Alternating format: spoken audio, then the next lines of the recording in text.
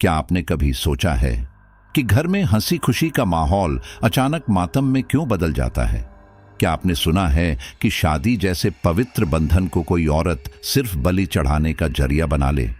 और क्या आपने ये यकीन किया है कि एक साधारण दिखने वाली दुल्हन असल में डायन भी हो सकती है? दोस्तों, आज की ये कहानी किसी कल्पना की उड़ान नहीं, बल्कि सच्ची घटना पर आधारित है। एक ऐसी घटना जिसने न सिर्फ एक परिवार बल्कि पूरे गांव की रूहें हिला दी थीं। यह है डायन का क्रूर बदला, पति की बलि और रूह को दहलाने वाली कहानी। लेकिन कहानी शुरू करने से पहले अगर आप सचमुच अंधेरे और रहस्यों की इस दुनिया में हमारे साथ और गहराई तक जाना चाहते हैं तो अभी चैनल अधूरी रात को सब्सक्राइब कर लीजिए। अगर आपको लगता है कि ऐसी कहानियां आपकी रूह तक उतर जाती हैं तो इस वीडियो को लाइक कीजिए, अपने दोस्तों के साथ शेयर कीजिए और हमें कमेंट करके बताइए, क्या आप भूत प्रेत और डायन जैसी ताकतों पर विश्वास करते हैं? आपकी एक क्लिक हमें ऐसी और भी सच्ची और डरावनी घटनाएं आपके लिए लाने की ताकत देती है।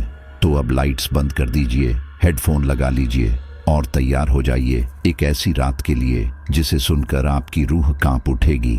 गांव के उस पुराने हवेली जैसे घर में उस दिन मानो चांदनी भी खिलखिला रही थी।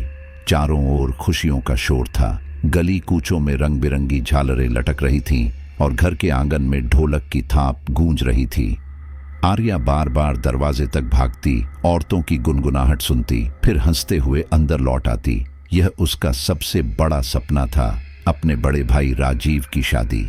माँ सुजाता और बुआ वंदना व्यस्त थीं, पिता दामोदर मेहमानों का स्वागत कर रहे थे और छोटा भाई अनिकेत हर वक्त अपनी शरारतों से सबको हंसा रहा था।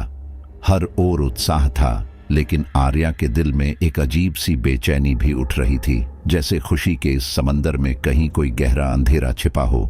बारात निकलने से कुछ देर पहले ही घर में हलचल मच गई। दूल्हा बना राजीव सिर पर सेहरा सजाए चमकते चेहरे के साथ आंगन में आया। ढोल और शहनाई की आवाजों ने माहौल को और भी चहकदार बना दिया। पर जैसे ही बारातियों की गाड़ियां हवेली से बाहर निकली और सड़क पकड़ते ही गांव के किनारे घने जंगल से गुजरी, आर्या को लगा मानो वातावरण अचानक बदल गया हो। अभी तक की हंसी खुशी जैसे हवा में घुल गई थी और उसकी जगह एक अनजानी खामोशी ने ले ली। पेड़ों के झुरमुट से आती ठंडी हवा ने अचानक सबके चेहरे को गंभीर कर दिया। तभी अचानक बारात की सबसे आगे वाली कार एक झटके से रुक गई। इंजन ने अजीब आवाज की और बंद हो गया। ड्राइवर ने बार बार कोशिश की, लेकिन कार चालू नहीं हुई। बारात बीच जंगल में फंस गई थी। चारों ओर फैले पेड़, चिड़ियों की अजीब सी चहचहाहट और रास्ते पर पसरी वीरानी सबके मन में डर पैदा कर रही थी। वंदना बुआ घबरा कर बुदबुदाई, हे भगवान, शादी के दिन कार खराब होना ये अच्छा संकेत नहीं है। अनिकेत ने तुरंत हंसते हुए माहौल हल्का करने की कोशिश की। अरे बुआ जी, आप भी ना हर बात में शक निकाल लेती हैं। कार तो मशीन है, कभी भी खराब हो सकती है। लेकिन भीतर ही भीतर सभी के दिल में एक अनजाना डर बैठ चुका था। तभी अचानक दो काली बिल्लियां जोर जोर से लड़ते हुए सड़क पार कर गईं और सीधे कार के सामने आकर रुक गईं। उनकी आंखों से चमकती हुई हरी रोशनी अंधेरे को और डरावना बना रही थी। सबने एक दूसरे की ओर देखा और एक क्षण के लिए माहौल सन्नाटे से भर गया। ड्राइवर कार ठीक करने की कोशिश करता रहा, लेकिन तभी पीछे की गाड़ियों में बैठे कुछ मेहमान भी उतर आए। सबको ऐसा महसूस हुआ जैसे पेड़ों के बीच कोई उन्हें घूर रहा हो। हवा से पत्ते सरसराते और अचानक लगने लगता कि यह सरसराहट इंसानी फुसफुसाहट में बदल रही है। आर्या ने घबराकर मां का हाथ पकड़ लिया। सुजाता ने उसकी पीठ पर हाथ फेरते हुए कहा, डर मत बेटा, सब ठीक है। लेकिन उनके अपने चेहरे पर भी पसीना साफ झलक रहा था। करीब आधे घंटे बाद कार किसी तरह स्टार्ट हुई और बारात आगे बढ़ी। लेकिन उस दौरान जो सन्नाटा और डर बारातियों पर छा गया था, उसने सबकी खुशी की चमक थोड़ी धुंधली कर दी थी। शादी का मंडप रोशनी और फूलों से सजा हुआ था। रस्में पूरी हुई। जयमाला के समय सब फिर से खुशी में डूब गए। राजीव और अनामिका के चेहरे पर नई जिंदगी की चमक थी। सब कुछ सामान्य लग रहा था, मानो जंगल में घटा वह वाकया बस एक संयोग हो। लेकिन शादी की असली रात, जब अनामिका पहली बार दुल्हन बनकर राजीव के घर आई, तभी वो दृश्य हुआ जिसने हर किसी को स्तब्ध कर दिया। गृह प्रवेश की रस्म शुरू हुई। थाली में कलश रखा गया और अनामिका को कहा गया कि वह दाहिने पैर से घर में प्रवेश करे। लेकिन जैसे ही उसने पहला कदम उठाया, सबकी सांसें थम गईं। अनामिका ने दाहिने की जगह बायां पैर आगे बढ़ा दिया। थाली से चावल बिखर गए और लाल रंग का सिंदूर जमीन पर बिखरते ही मानो काला पड़ गया। पूरा घर एक पल के लिए जड़ हो गया। वंदना बुआ जोर से चीख पड़ी, हे भगवान, ये क्या कर दिया बहू ने? बायां पैर गृह प्रवेश में, ये अपशकुन सबसे बड़ा अनर्थ होता है। ये कोई साधारण गलती नहीं। उनकी आवाज में डर और गुस्सा दोनों थे। सबके चेहरे उतर गए। सुजाता ने तुरंत स्थिति संभालने की कोशिश की। उन्होंने मुस्कुराकर कहा, कोई बात नहीं, घबराइए मत। नई नई दुल्हन है, गलती हो गई। हम दूसरा कलश लाते हैं, फिर से प्रवेश कर लो। अनामिका ने बिना कुछ बोले बस हल्की सी मुस्कान दी। उसकी आंखों में एक पल के लिए अजीब सी चमक उभरी, जिसे सिर्फ आर्या ने देखा। वह मुस्कान किसी मासूम दुल्हन की नहीं, बल्कि किसी गहरी रहस्य से भरी औरत की थी।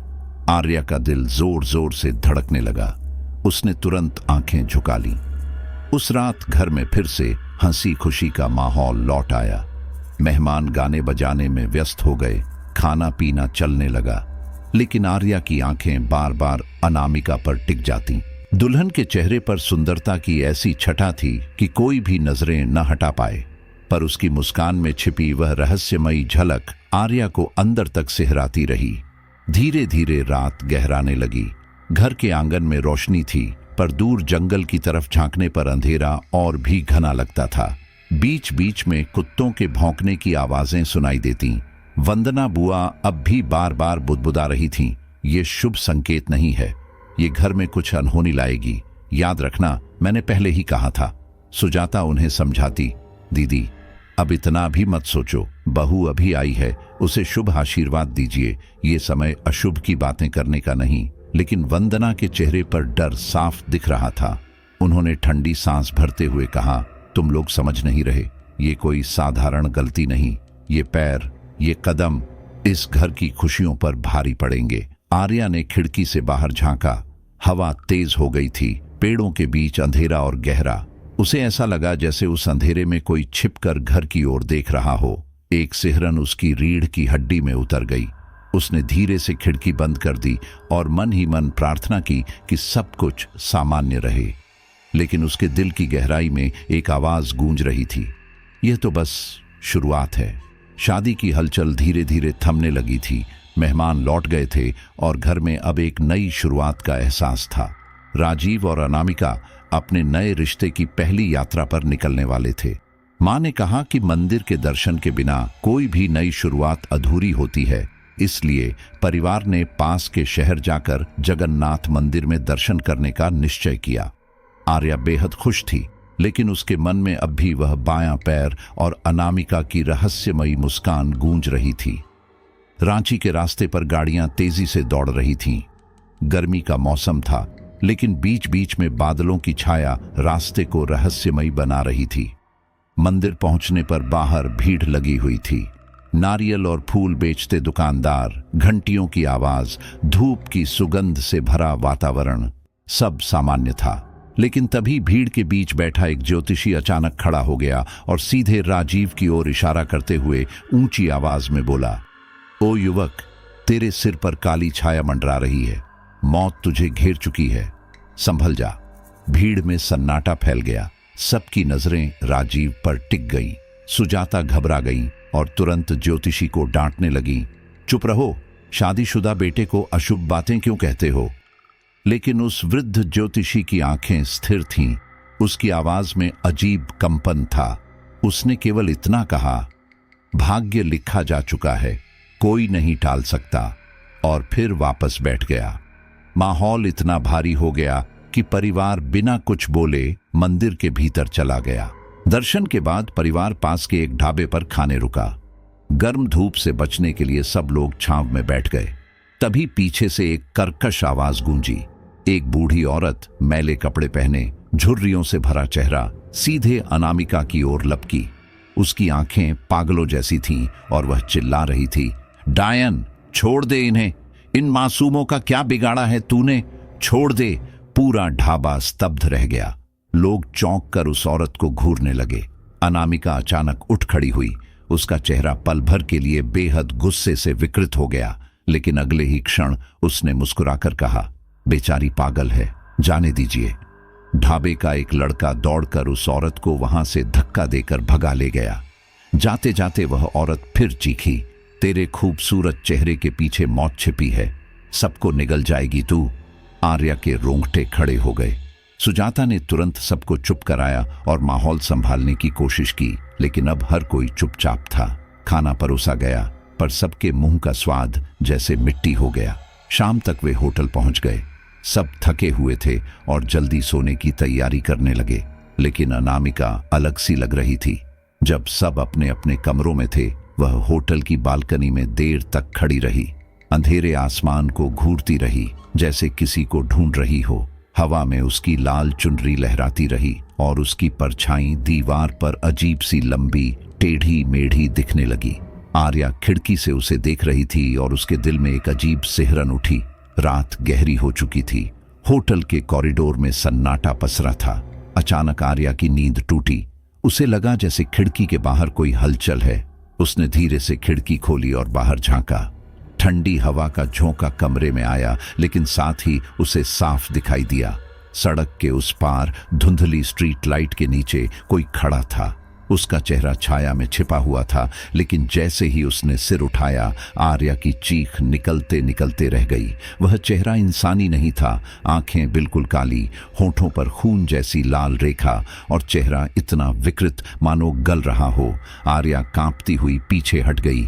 खिड़की तुरंत बंद कर दी, लेकिन उसका दिल जोर जोर से धड़क रहा था। उसने अनिकेत को जगाने की कोशिश की, पर नींद में डूबा अनिकेत कुछ समझ ही न पाया।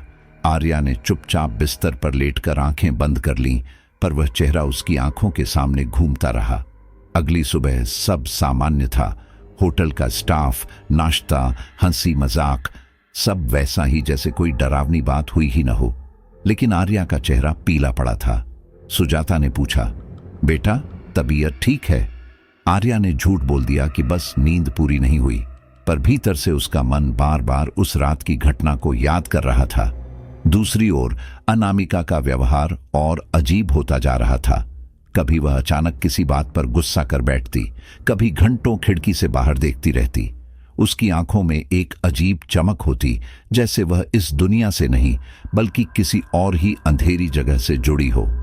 परिवार को लग रहा था कि शादी का उत्साह और यात्रा की थकान से सब ऐसा महसूस कर रहे हैं, लेकिन आर्या जानती थी यह सब सामान्य नहीं। यह कोई संयोग नहीं था कि ज्योतिषी ने मौत की छाया की बात की। बूढ़ी औरत ने अनामिका को डायन कहा और रात में उसे वह भूतिया चेहरा दिखा। सब जुड़े हुए थे। आर्या ने ठान लिया कि वह अनामिका पर नजर रखेगी, लेकिन उसके दिल में कहीं गहरे यह डर बैठ चुका था। यह कहानी शादी और उत्सव की नहीं, बल्कि किसी भयावह खेल की शुरुआत है। कुछ ही दिनों में परिवार मंदिर यात्रा से लौटा तो घर का माहौल सामान्य सा हो गया, लेकिन अनामिका के चेहरे पर अब भी वही रहस्यमयी मुस्कान और अजीब सी खामोशी बनी रहती। कभी वह देर तक खिड़की पर बैठी रहती, कभी अचानक गुस्से में कुछ भी बोल देती। एक शाम उसने पिता दामोदर के सामने धीमी आवाज में कहा कि पास के गांव में उसकी ताई जी रहती हैं, उन्होंने बुलावा भेजा है, वह कुछ दिन उनके पास रहना चाहती है। दामोदर ने सख्ती से मना कर दिया, लेकिन सुजाता और वंदना बुआ ने सोचा, नई नई शादी है, बहू को मायके जैसा माहौल भी मिलना चाहिए। काफी मनाने के बाद राजीव और आर्या को साथ लेकर अनामिका अपने तथाकथित ताई जी के घर जाने के लिए तैयार हो गई। गांव दूर था और रास्ते सुनसान।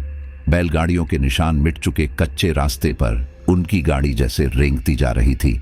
तीनों उतरकर जब घर के आंगन में दाखिल हुए तो आर्या का दिल धक से रह गया। सामने जो घर था वह किसी मायके की हंसी खुशी वाली हवेली नहीं, बल्कि टूटी फूटी दीवारों वाला बिना पलस्तर का अजीब वीरानी से घिरा घर था। बीच आंगन में एक पुराना कुआं था जिसके चारों ओर सूखे पत्ते बिखरे पड़े थे। किनारे एक टूटी छत वाला गौशाला और दीवारों पर चिपका काई का रंग, सब कुछ जैसे किसी बुरी कहानी की गवाही दे रहा हो। आर्या ने धीरे से राजीव से कहा, भैया ये घर कैसा है? क्या सच में यहाँ अनामिका की ताई जी रहती हैं? राजीव ने भी हिचकते हुए इधर उधर देखा, लेकिन अनामिका ने मुस्कुराते हुए कहा, हाँ यही है, ताई जी खेत गई होंगी, आती ही होंगी। उसकी आंखों में वही ठंडा आत्मविश्वास था। रात को सब कमरे में जाकर लेटे। अंधेरे ने घर को और भयावह बना दिया था। दीवार की दरारों से आती हवा अजीब सी सीटी जैसी आवाज कर रही थी। आर्या करवट बदल रही थी कि अचानक उसे लगा जैसे कहीं दूर से कोई अजीब शोर आ रहा है। वह धीरे से उठी और खिड़की से बाहर झांका। उसके सामने का दृश्य देखकर उसकी सांस अटक गई। धुंधले चांदनी उजाले में 4 नग्न औरतें एक चारपाई को उठाए हुए जा रही थीं।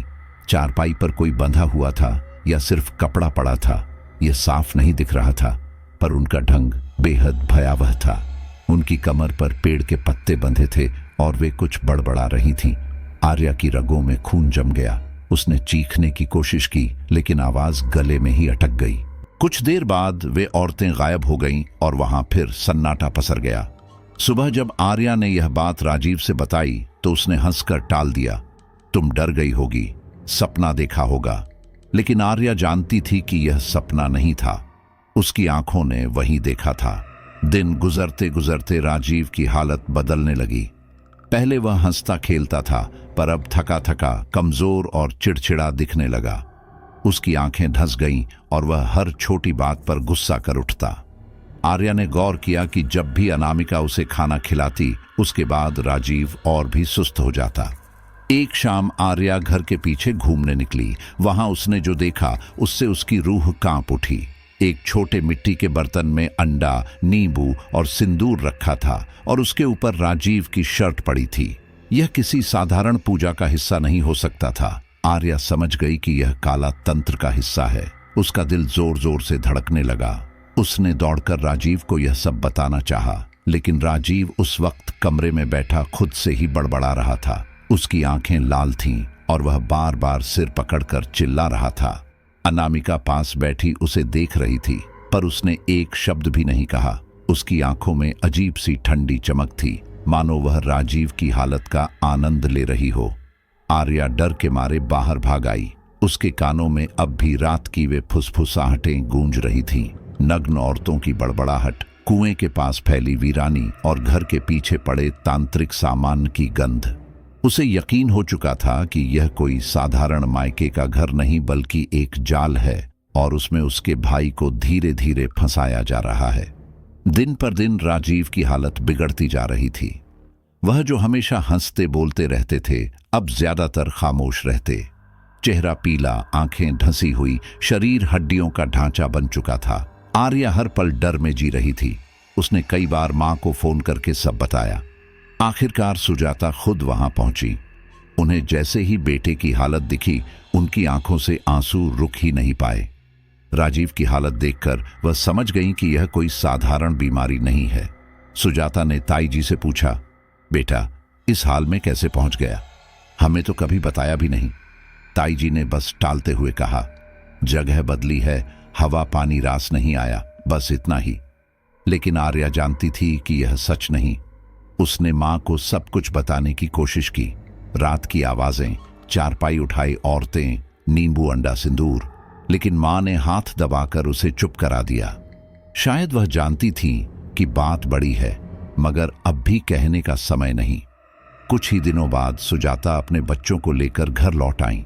राजीव को तुरंत डॉक्टर के पास ले जाया गया। डॉक्टर ने जांच की, लेकिन कोई बीमारी पकड़ में नहीं आई। सब रिपोर्ट्स सामान्य थीं, पर राजीव दिन ब दिन कमजोर होता गया। उसकी हालत देखकर लगता था मानो उसकी आत्मा धीरे धीरे शरीर से निकल रही हो।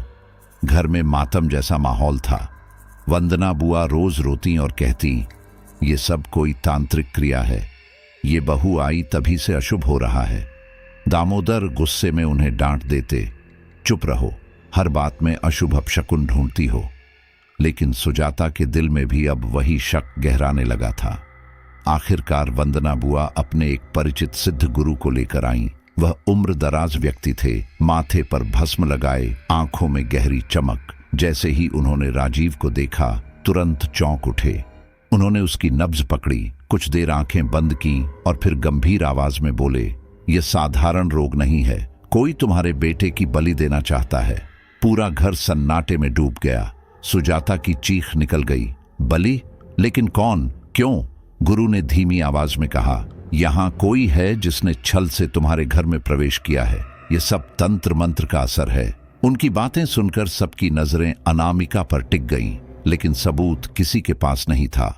अनामिका चुप बैठी रही। उसके चेहरे पर कोई डर नहीं था, बल्कि उसकी आंखों में अजीब ठंडक थी। अगले ही दिन उसने अचानक घोषणा कर दी, मम्मी जी, मैं मायके जाना चाहती हूँ। कुछ दिनों से तबीयत ठीक नहीं लग रही, शायद वहां रहकर मन हल्का हो जाए। सुजाता ने रोते हुए कहा, ऐसे समय में कैसे जा सकती हो बहू? तुम्हारा पति बीमार है, तुम्हें उसकी देखभाल करनी चाहिए। लेकिन अनामिका ने बस इतना कहा, मैं यहां रहकर और भी बेचैन हो रही हूं, मुझे जाने दीजिए। सबको उसकी बात अजीब लगी, पर दामोदर ने गुस्से में कुछ कहने की बजाय चुपचाप सहमति दे दी।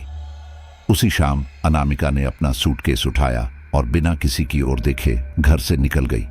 उसकी विदाई की आहट ने घर को और भी वीरान कर दिया। उस रात घर का वातावरण और भारी हो गया।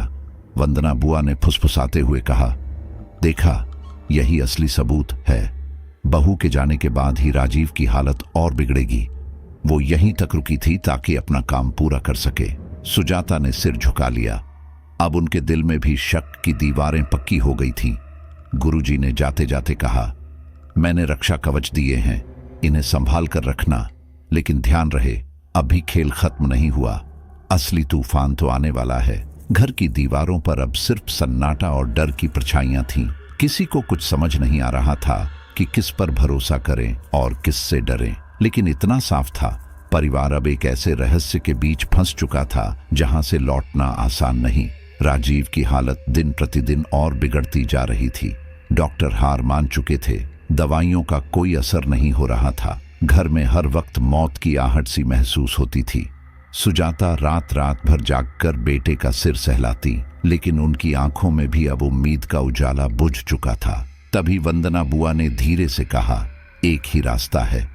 अघोरी बाबा, सुना है प्रेतशिला पहाड़ पर रहते हैं, जिनके पास ऐसी शक्तियां हैं जो किसी भी तांत्रिक खेल को तोड़ सकती हैं। सुजाता पहले तो डर गईं। उन्हें लगता था कि यह सब अंधविश्वास है, लेकिन जब उन्होंने बेटे का कंकाल जैसा होता चेहरा देखा तो उनका मातृत्व भय से ऊपर उठ गया। उन्होंने तुरंत हां कर दी। अगले ही दिन वंदना और सुजाता बैलगाड़ी पकड़कर उस वीरान पहाड़ की ओर निकल पड़ी, जिसे लोग दूर से ही डर कर देखते थे। प्रेतशिला पहाड़ के चारों ओर एक अजीब खामोशी थी। पेड़ों की टहनियां ऐसे झुकी थीं मानो वे किसी पुरानी लाश को ढक रही हों। वहां का वातावरण इतना भारी था कि हर कदम पर लगता मानो जमीन से कोई छाया निकलकर पैरों को पकड़ लेगी। जैसे जैसे वे ऊपर चढ़ती गईं, हवा ठंडी होती गई और आसमान पर बादल छाने लगे। आखिरकार वे एक गुफा जैसे स्थान पर पहुंची, जहां अघोरी बाबा समाधि मुद्रा में बैठे थे। शरीर पर राख, गले में हड्डियों की माला, आंखें बंद, लेकिन चेहरा भयावह तेज से चमक रहा था। उन्होंने आंखें खोली तो सुजाता और वंदना के भीतर तक कंपी दौड़ गई। बाबा ने बिना कुछ पूछे ही कहा, तुम्हारा बेटा मर रहा है, उसकी आत्मा को कोई धीरे धीरे खा रहा है। सुजाता रो पड़ी, बाबा उसे बचा लीजिए, हम आपके चरणों में हैं। अघोरी बाबा ने गहरी सांस ली और बोले, ये काम किसी अनजाने दुश्मन का नहीं, ये तुम्हारे ही घर से शुरू हुआ है। तुम्हारी बहू, हाँ वही अनामिका, वही डायन है। ये सुनते ही सुजाता का दिल बैठ गया। वंदना का चेहरा लाल हो गया। मैंने कहा था ना, वही अशुभ है। सुजाता कांपते हुए बोली, लेकिन बाबा वो तो हमारी बहू है, इंसान है। बाबा ने आंखें बंद की और मृदु स्वर में बोले, डायन इंसान का ही रूप धरती है। उसका असली चेहरा आम आंखें नहीं देख सकती, लेकिन उसकी छाया, उसकी चाल और उसकी नीयत सब कुछ बता देती है। उसने तुम्हारे बेटे को शादी के नाम पर फंसाया है, उसके जीवन की बलि चढ़ानी है उसे। यह सुनकर आर्या के दिमाग में बिजली सी कौंध गई। उसे अचानक याद आया, शादी के समय बायां पैर, ज्योतिषी की भविष्यवाणी, ढाबे की बूढ़ी औरत, गांव का सुनसान घर, रात की नग्न औरतें, नींबू अंडा सिंदूर और वह भूतिया चेहरा। उसने एक एक घटना को जोड़ना शुरू किया। सब एक ही बिंदु पर जाकर मिल रहे थे, अनामिका। बाबा ने कहा, अभी खेल खत्म नहीं हुआ है। अमावस्या की रात असली सच प्रकट होगा। उस रात आत्माओं का द्वार खुलता है। अगर तुम लोग चाहो तो मैं उसे वहीं बुला सकता हूं। तभी पता चलेगा कि असली चेहरा कौन सा है। लेकिन ध्यान रखना, यह आसान नहीं होगा, जान पर बन सकती है। सुजाता ने बिना झिझक कहा, बाबा हम सब सह लेंगे, बस मेरे बेटे को बचा लीजिए।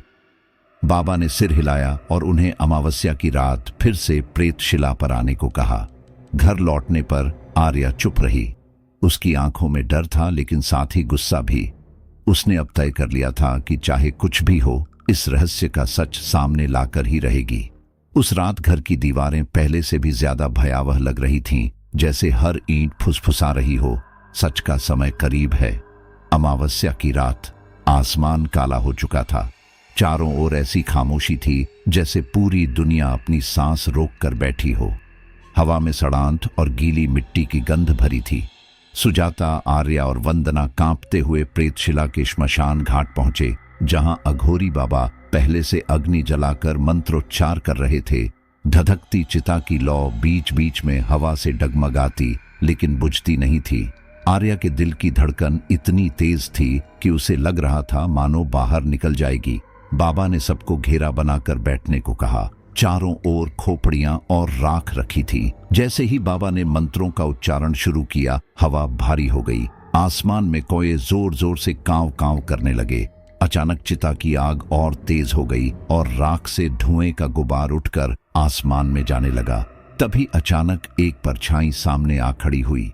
उसकी चाल धीमी थी, लेकिन आंखें चमक रही थीं। जैसे जैसे वह नजदीक आई, सबके रोंगटे खड़े हो गए। वह और कोई नहीं, अनामिका थी। लेकिन यह वही मासूम दुल्हन नहीं थी जिसे सबने देखा था। उसके बाल बिखरे हुए थे, चेहरा लाल आंखों से चमक रहा था और होंठों पर खून जैसी लाली थी। उसके पैरों के पास राख चिपकी हुई थी और उसकी आवाज गूंज उठी, तो आखिरकार तुम लोगों ने मुझे पहचान ही लिया। सुजाता की चीख निकल गई, बहू तू। अनामिका हंसी, और उसकी हंसी में ऐसा कंपन था कि पेड़ तक कांप उठे। उसने कहा, मैं तुम्हारी बहू नहीं, मैं वो आग हूं जिसे तुम्हारे पति दामोदर ने सालों पहले भड़काया था। सब स्तब्ध रह गए। आर्या ने कांपती आवाज में पूछा, तुम्हारा मतलब क्या है? अनामिका की आंखों में आंसुओं की जगह नफरत की लपटें थीं। उसने कहा, सालों पहले जब मैं बच्ची थी, मेरे पूरे परिवार को तुम्हारे पिता दामोदर ने बर्बाद कर दिया था। उसने हमारे खेत हड़प लिए, मेरे माँ बाप को कर्ज में डुबोकर मरने पर मजबूर कर दिया। मेरी माँ ने कुएं में कूदकर जान दी और मेरे पिता ने फांसी लगा ली। मैं अकेली बची, भूखी, प्यास से तड़पती, और तभी मुझे उस अंधेरी ताकत ने अपना बना लिया। मैंने वचन लिया कि मैं उसी दामोदर के खून से अपना बदला पूरा करूंगी। दामोदर, जो अब तक चुप खड़े थे, अचानक चीख पड़े, झूठ, सब झूठ, मैंने कुछ नहीं किया। लेकिन बाबा ने आंखें बंद कर गंभीर आवाज में कहा, सच को दबाया नहीं जा सकता। तुम्हारे पापों की गंध अब इस राख में मिल चुकी है। अनामिका ने आगे कहा, मैंने योजना बनाई तुम्हारे बेटे को फंसाकर उसकी बलि चढ़ाऊं, ताकि जैसे मेरे पिता ने तड़प तड़प कर जान दी थी, वैसे ही तुम्हारा बेटा तड़प तड़प कर मरे। उसी की आत्मा मेरी शक्ति बने और तुम्हारा वंश खत्म हो जाए। यह सुनकर सुजाता रो पड़ी। बहू, चाहे मेरे पति ने गलती की हो, लेकिन इसमें मेरे बेटे का क्या कसूर है? वह तो मासूम है। अनामिका की आंखों में एक पल के लिए दर्द चमका, लेकिन फिर वह ठंडी हंसी हंस पड़ी। मासूम? मासूम तो मेरा परिवार भी था, जिसे तुम्हारे पति ने जिंदा गाड़ दिया था। बदला ही मेरी जिंदगी का मकसद है। आर्या की आंखों में सब घटनाएं घूमने लगीं। जंगल की कार, काली बिल्ली, बूढ़ी औरत की चीख, नींबू और अंडा, रात की नग्न औरतें, सब जैसे एक पजल की तरह जुड़ गए। और अब उस पजल की आखिरी कड़ी सामने थी। अनामिका सचमुच डायन थी और उसके निशाने पर उनका अपना परिवार था। बाबा ने मंत्रों की गति तेज कर दी। उन्होंने राख हवा में उड़ाई और कहा, अनामिका, तू चाहे कितनी भी शक्तिशाली क्यों ना हो, तेरे कर्म तुझे ही निगलेंगे। ये अग्नि तेरा असली चेहरा सबके सामने लाएगी। अनामिका ने तेज चीख मारी। उसका चेहरा अचानक बदलने लगा। उसकी आंखें और लाल हो गईं, हाथ पैर लंबे होकर नुकीले हो गए। उसकी आवाज इतनी भयानक थी कि लग रहा था मानो श्मशान की सारी आत्माएं एक साथ रो रही हों। दामोदर डर के मारे पीछे हट गए, लेकिन बाबा ने उनकी ओर इशारा करते हुए कहा, यह खेल तेरे ही पाप से शुरू हुआ था दामोदर, और इसका अंत भी तुझे ही करना होगा।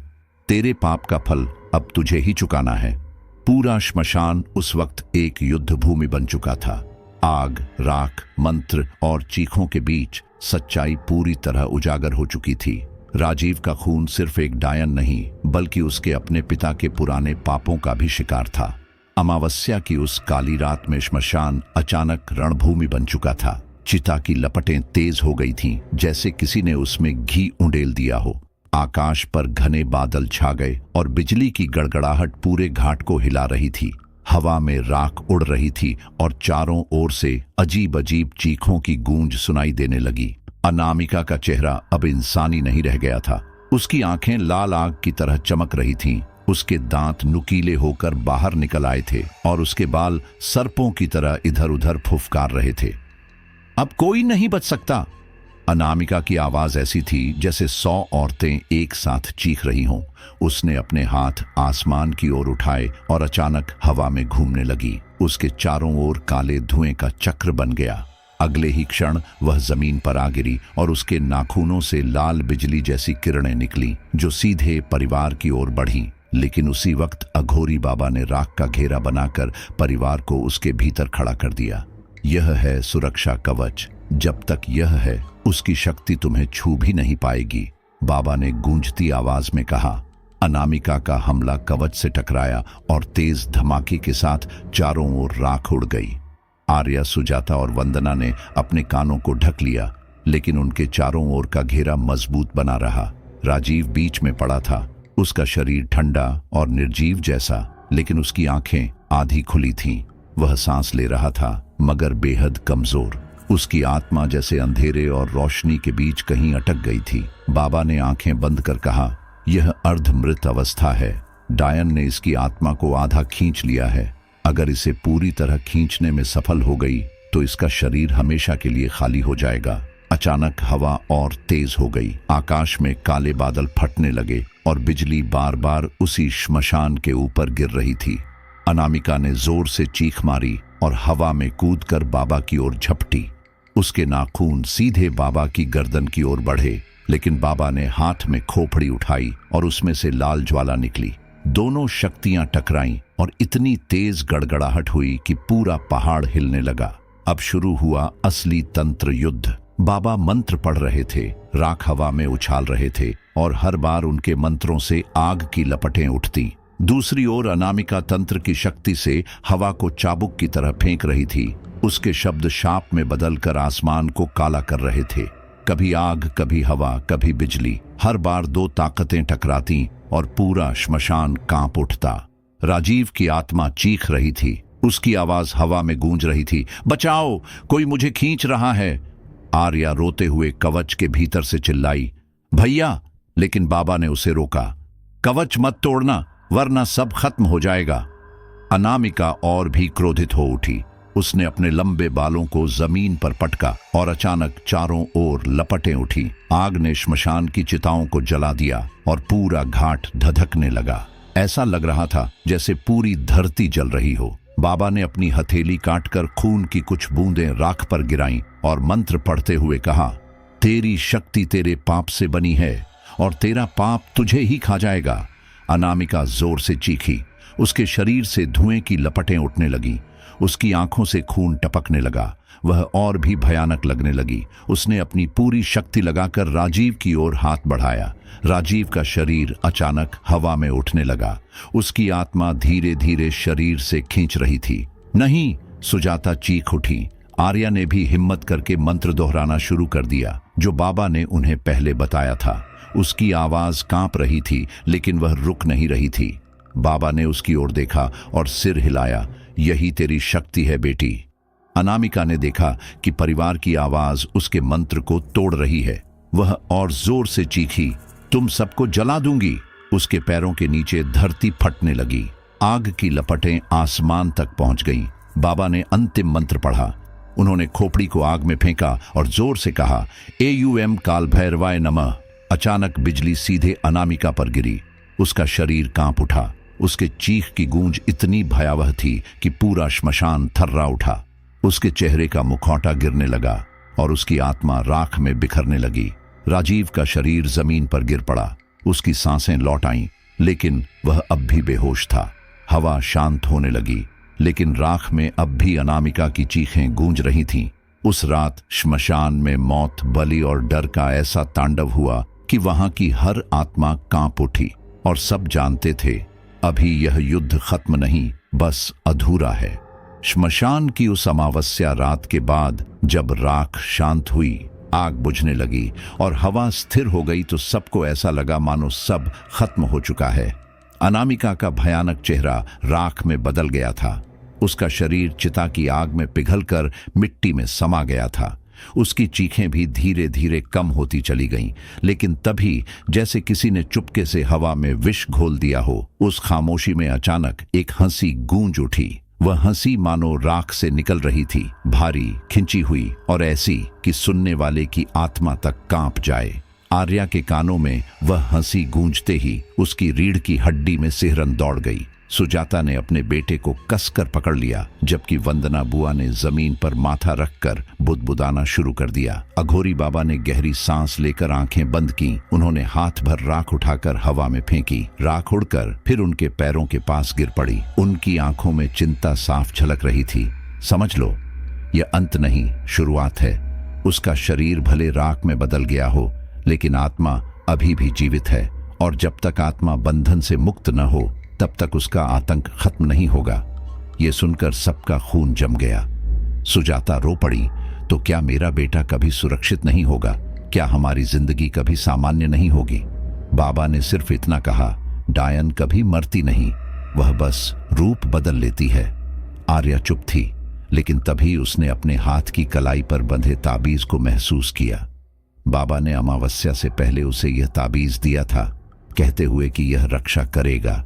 लेकिन अब ताबीज ठंडा नहीं था, वह धीरे धीरे गर्म हो रहा था, जैसे किसी अंगारे को उसने पकड़ लिया हो। आर्या ने डरते हुए ताबीज को देखा। उसकी धातु लाल होने लगी थी और उस पर अजीब से निशान उभर आए थे जो उसने पहले कभी नहीं देखे थे। आर्या ने कांपती आवाज में कहा, बाबा, यह क्यों जल रहा है? बाबा की नजर जैसे उसी पर टिक गई। उन्होंने गहरी आवाज में कहा, क्योंकि अब तू ही उसकी अगली कड़ी है। यह सुनकर आर्या का दिल जैसे बैठ गया। उसने हाथ हटा लिया, लेकिन ताबीज की गर्मी कम नहीं हुई। वह सोचने लगी, क्या डायन सच में मर चुकी है या उसकी आत्मा अब मेरे साथ बंध गई है? घर लौटने के बाद माहौल और भी भारी हो गया। राजीव की हालत धीरे धीरे सुधर रही थी, लेकिन वह अभी भी कमजोर था। उसकी आंखों में अक्सर डर झलकता। वह नींद में कई बार चिल्ला उठता, वो मुझे खींच रही है, वो अभी यहीं है। सुजाता उसे शांत करने की कोशिश करती, लेकिन खुद अंदर से टूटी हुई थी। रात में घर की दीवारों पर खरोंच के निशान दिखने लगे। कभी खिड़कियां अपने आप खुल जाती, कभी दरवाजे पर किसी के नाखूनों की आवाज आती। जब भी आर्या अकेली होती, उसे पीछे से ठंडी सांसों का एहसास होता। कई बार उसने आईने में अपनी परछाई देखी तो लगा जैसे पीछे कोई और खड़ा है। एक रात जब वह सो रही थी, अचानक उसकी कलाई में बंधा ताबीज लाल चमकने लगा। उसकी आंख खुली तो उसने महसूस किया कि कमरे में कोई है। उसने अंधेरे में देखा, दरवाजे के पास धुंध का एक गोला खड़ा था और उस धुंध में अनामिका का चेहरा उभर आया। वही लाल आंखें, वही ठंडी मुस्कान, लेकिन उसका शरीर नहीं था, सिर्फ आत्मा की परछाई। आर्या, वह फुसफुसाई, अब मेरी राह तू है। आर्या चीख पड़ी। सुजाता और अनिकेत दौड़े आए, लेकिन जब तक उन्होंने देखा, धुंध गायब हो चुकी थी। सबने सोचा शायद आर्या ने डर के मारे सपना देखा होगा, लेकिन आर्या जानती थी कि यह सपना नहीं था, यह सच्चाई थी। अगले दिन बाबा फिर घर आए। उन्होंने दीवारों पर राख और गोमूत्र का छिड़काव किया, लेकिन जाते जाते उन्होंने आर्या से कहा, अब उसकी नजर तुझ पर है। तेरा रास्ता कठिन होगा, याद रख। ताबीज तब तक जलता रहेगा जब तक उसकी आत्मा पूरी तरह मुक्त न हो। आर्या चुप रही, लेकिन उसके दिल में 1000 सवाल उमड़ने लगे। अगर डायन सच में मर गई थी तो उसकी आत्मा क्यों जिंदा है? अगर उसकी आत्मा जिंदा है तो क्या वह सिर्फ उसे चाहती है या पूरा परिवार अभी भी खतरे में है? रात दर रात उसकी बेचैनी बढ़ती गई। ताबीज कभी ठंडा हो जाता, कभी अचानक जलने लगता। कई बार उसे लगा कि कोई उसके कान में फुसफुसा रहा है। कभी उसका नाम पुकारा जाता, कभी हंसी गूंजती। एक बार तो उसने अपने कमरे की खिड़की के बाहर देखा। पेड़ की डाल पर अनामिका बैठी थी, बिना शरीर के, सिर्फ चेहरा और बाल। उसकी आंखें सीधे आर्या को घूर रही थीं। आर्या ने खिड़की बंद कर दी और खुद को कमरे में बंद कर लिया, लेकिन उसकी हंसी तब भी सुनाई देती रही। दिन बीतते गए, लेकिन परिवार की शांति वापस नहीं लौटी। गांव में भी अफवाह फैल गई कि राजीव के घर डायन का साया है। लोग घर आने से कतराने लगे। शादी के बाद जो घर खुशियों से भरना चाहिए था, वह अब मौत और डर का गढ़ बन चुका था। एक दिन वंदना बुआ ने हिम्मत कर बाबा से पूछा, बाबा, क्या ये सब कभी खत्म होगा? बाबा ने सिर्फ इतना कहा, खत्म नहीं, यह चक्र है। एक बार जो आत्मा बांध जाती है, वह तब तक भटकती है जब तक उसे मोक्ष न मिले, और मोक्ष सिर्फ खून या अग्नि से मिलता है। उनकी बातें सुनकर सबका दिल बैठ गया। अगर आत्मा को मोक्ष चाहिए तो क्या किसी और की बलि देनी होगी? अगर बलि ही समाधान है तो क्या वह बलि आर्या की होगी? आर्या अब और भी डरने लगी। वह हर वक्त ताबीज को पकड़कर बैठी रहती, लेकिन ताबीज अब उसके लिए सहारा नहीं बल्कि बोझ बन गया था। कभी उसमें से धुआं उठता, कभी वह खुद ब खुद चमक उठता, कभी लगता जैसे ताबीज के भीतर से किसी की आंखें उसे घूर रही हों। रात गहराती और सन्नाटा फैलता तो वही हंसी घर की दीवारों में गूंजती, धीमी, खिंची हुई और ऐसी कि नींद कभी लौट कर ना आए। आर्या जानती थी कि यह कहानी खत्म नहीं हुई है, यह तो बस शुरुआत है, और अब उसकी कलाई में बंधा ताबीज ही उस शुरुआत की सबसे बड़ी गवाही था। उसने आईने में खुद को देखा और पल भर के लिए उसे लगा कि उसके चेहरे पर भी वही छाया है जो अनामिका की थी। क्या वह डायन मर चुकी थी या उसकी आत्मा अब आर्या में बस चुकी थी? कोई नहीं जानता। बस इतना सच था कि उसकी हंसी अब भी गूंज रही थी, राख, दीवारों और ताबीज के भीतर। तो दोस्तों, ये थी हमारी आज की सच्ची और दिल दहला देने वाली कहानी, डायन का क्रूर बदला, पति की बलि और रूह को दहलाने वाली दास्तान। लेकिन सवाल ये है, क्या सचमुच अनामिका राख में बदलकर खत्म हो गई, या उसकी आत्मा अब भी जिंदा है और शायद किसी नए शिकार की तलाश में है? कौन जाने। अगली बार उसकी ठंडी हंसी आपके आसपास गूंज उठे। अगर आपको ये कहानी डराने में सफल हुई तो अभी इसी वक्त चैनल अधूरी रात को सब्सक्राइब कर लीजिए, ताकि अगली बार जब हम आपके लिए और भी सच्ची डरावनी घटनाएं लेकर आएं तो आप सबसे पहले सुन सकें।